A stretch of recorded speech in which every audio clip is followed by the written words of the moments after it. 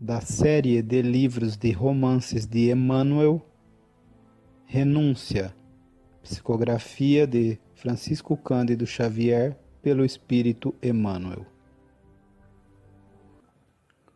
Ouvindo os conceitos profundos, oriundos da fé poderosa que caracterizava o espírito de Alcione, Clenagnan chorava num labirinto de remorso e sofrimento. Se for possível, prosseguia a moça com generosidade, desejaria conhecer tua companheira de lutas. Talvez pudesse incliná-la à melhor compreensão das tuas necessidades. Às vezes, basta uma simples conversação para renovar a opinião de uma criatura. Não crês que eu possa contribuir de algum modo em teu favor com semelhante aproximação?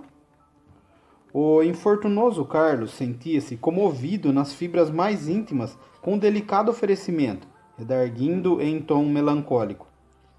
Quitéria não é digna dessa esmola de tua bondade.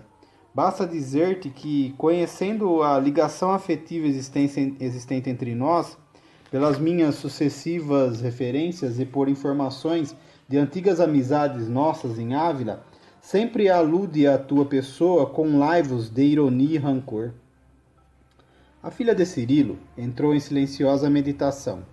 O destino não lhe permitiria nem mesmo aproximar-se do lar edificado pelo eleito de sua alma. Sua afetividade, bem como o espírito de renúncia, não poderiam ser compreendidos. Restava-lhe regressar à casa de Beatriz, conformar-se com a nova situação e esperar por Clenagnan num outro mundo, onde fosse conduzida pela mão da morte. Longa pausa estabelecera-se entre ambos. Foi aí que lhe nasceu a ideia de consagrar-se à solidão da vida religiosa, no intuito de trabalhar no seu elevado idealismo. Não ficas magoada pelas minhas confissões? Perguntou o ex-sacerdote angustiado. De modo algum, respondeu, esforçando-se por lhe parecer satisfeita. Tua esposa tem razão.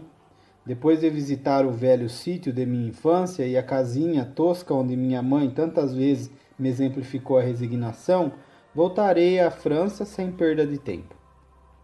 Quando nos veremos novamente? Interrogou ele inquieto. A vontade de Deus nolo dirá mais tarde. Até lá, meu querido Carlos. Não conheçamos a dedicação aos nossos deveres e a obediência aos desígnios divinos. Deixas-me em Castela, amargurado para sempre. Creio que jamais poderei apagar o remorso que tisnará minha alma doravante. Aprenderei duramente a não atender aos primeiros impulsos do coração.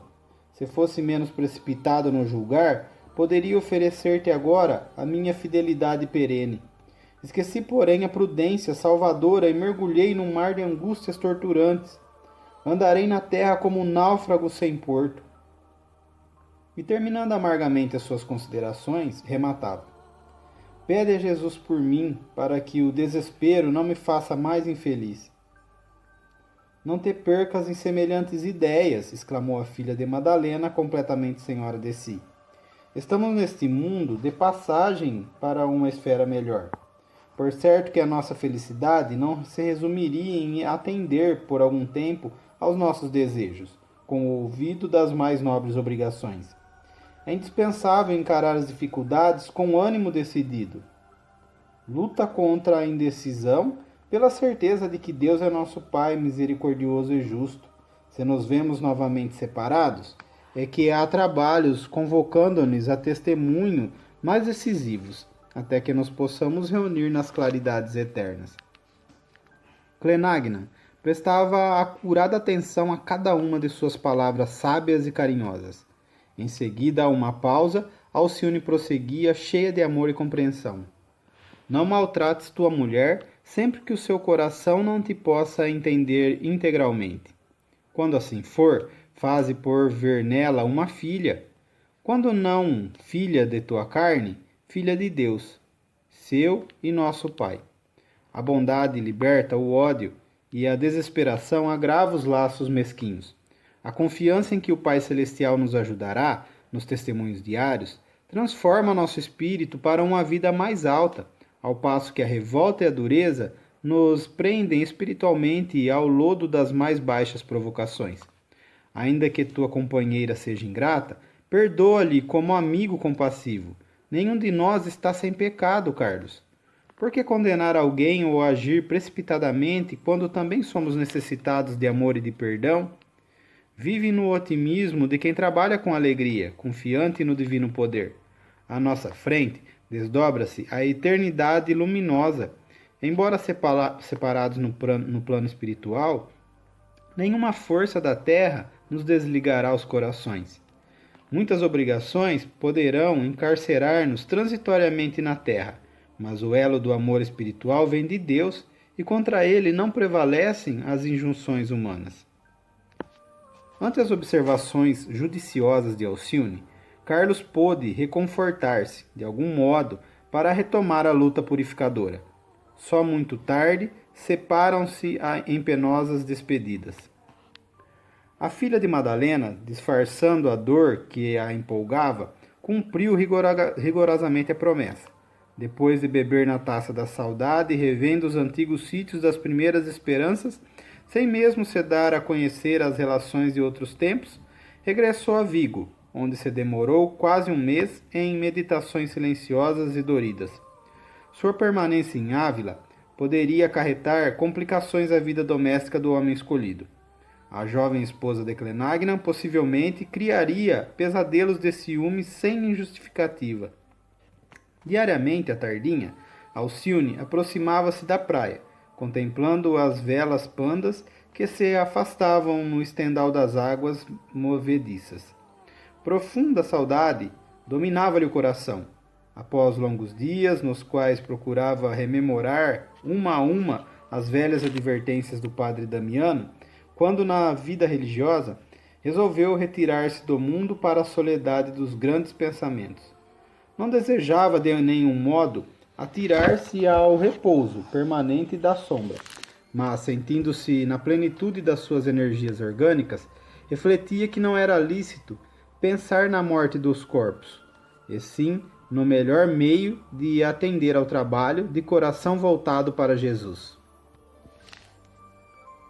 Se partisse em companhia de Beatriz, naturalmente não lhe faltariam as bênçãos da vida familiar, mas o coração não se conformava com a ideia de repouso constante.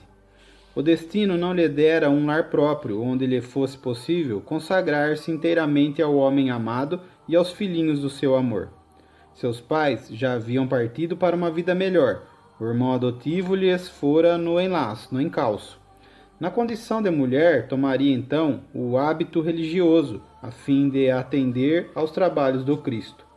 Não faltariam os deserdados, os doentes, os enjeitados, para quem Jesus continuava pensando e passando sempre nas estradas do mundo, distribuindo energias e consolações. Consagrar-se-ia ao serviço de socorro às criaturas, em benefício dos que necessitassem. Iria ao encontro do Mestre, pelo aproveitamento mais nobre do tempo de sua vida.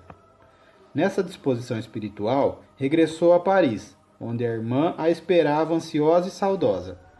Apesar de serena e confortada na fé, não podia mascarar o abatimento e a tristeza que lhe pairavam na alma sensível, e foi com lágrimas que relatou a Beatriz o resultado da longa excursão.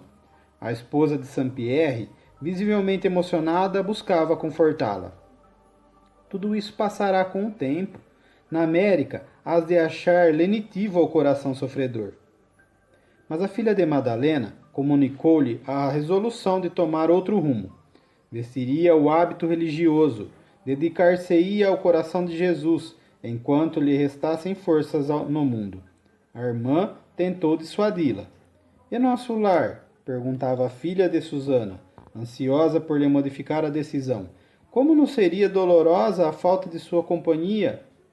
Alcione quis dizer que se sentia quase só, distanciada das afeições primitivas, mas, para não suscetibilizar a irmã devotada, objetou solícita. Pedirei mais tarde para visitar a América e passarei contigo o tempo que for possível, mesmo porque não é justo olvidar que teus futuros filhinhos serão também meus. E não houve como lhe modificar o intento.